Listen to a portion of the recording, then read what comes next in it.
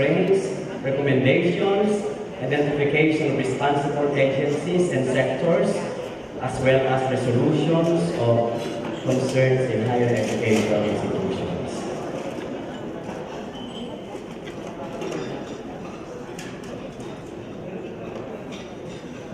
Hindi ko pa pala po na-consume yung 20 minutes.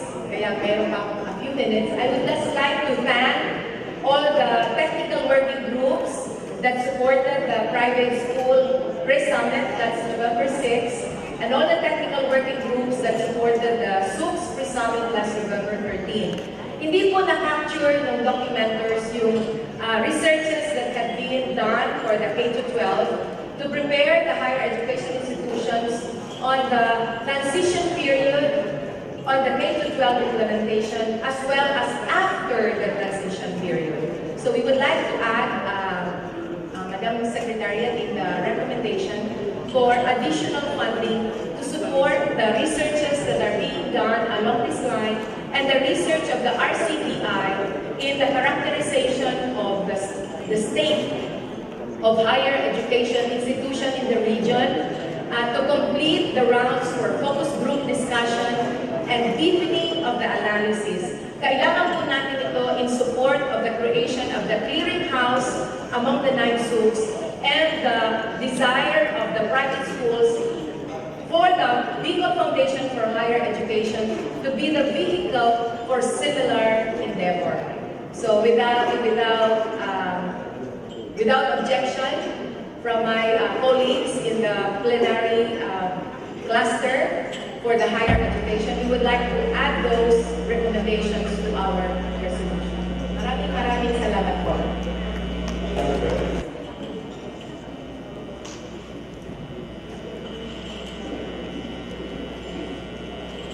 Our next presenter is an exemplar of the definition of education and learning process as a lifelong experience.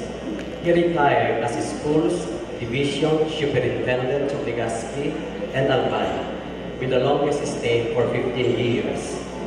Feeling not tired yet, he continuously shares his administrative expertise and services in the field of education as seasoned professor and as dean of the Graduate School of several private colleges. His former Community College Administrator of San Jose Community College, Malilipot, Albay, and is now very busy in his consulting office or consultancy office on quality education. Ladies and gentlemen, let's all welcome Dr. Epifanio Guerra, retired schools division superintendent.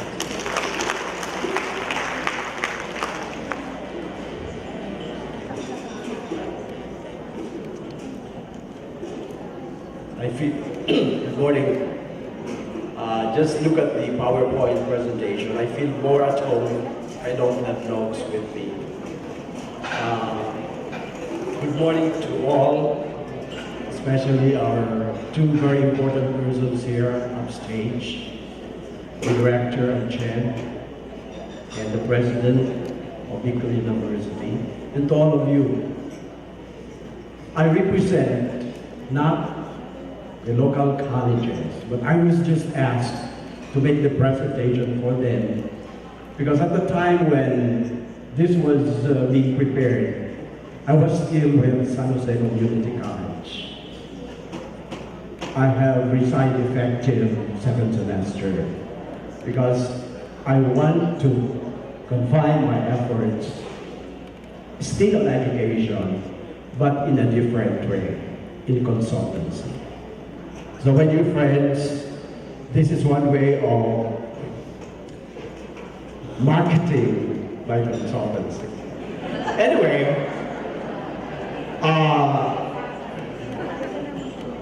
that's, free plugging.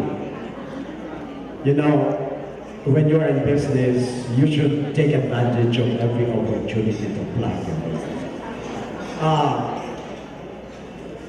I should like to begin with the statement of Gunnar Myrdal, which says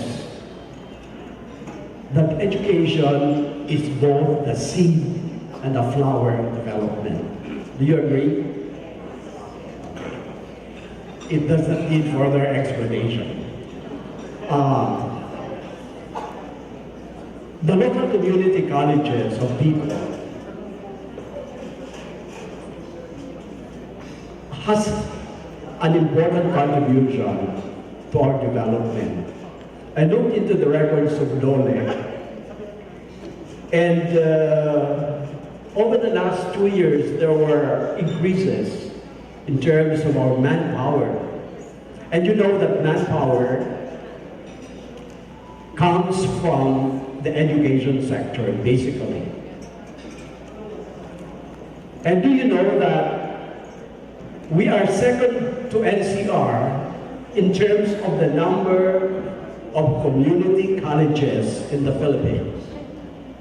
NCR has 24, the Bicol region has 16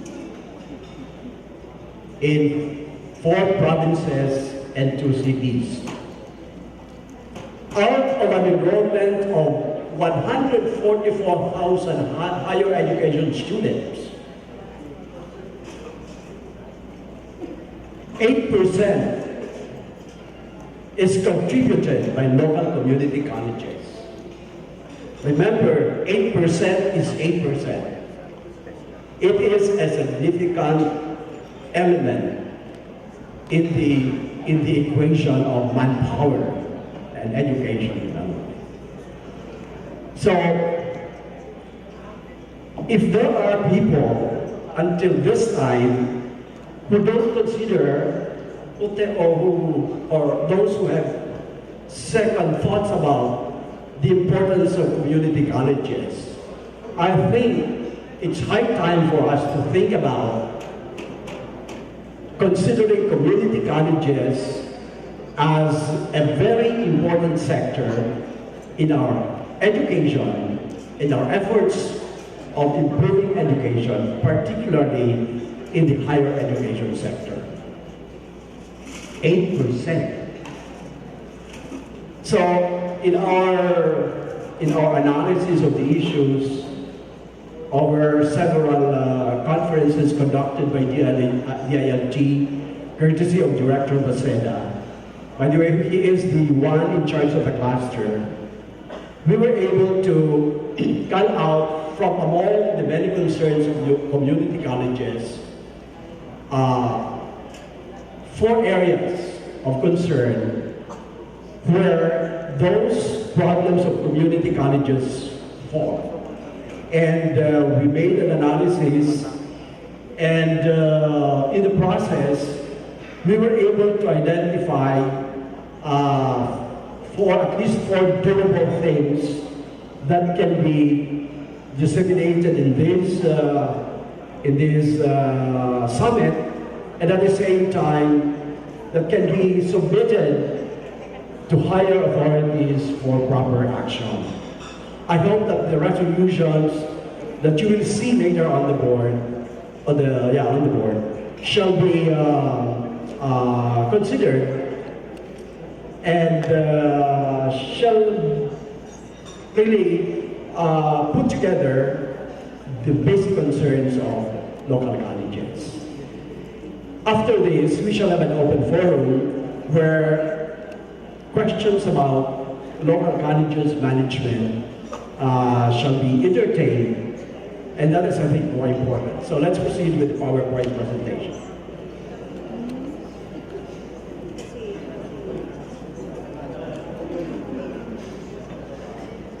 Okay, I mentioned that. Let's center on the CMO. The basic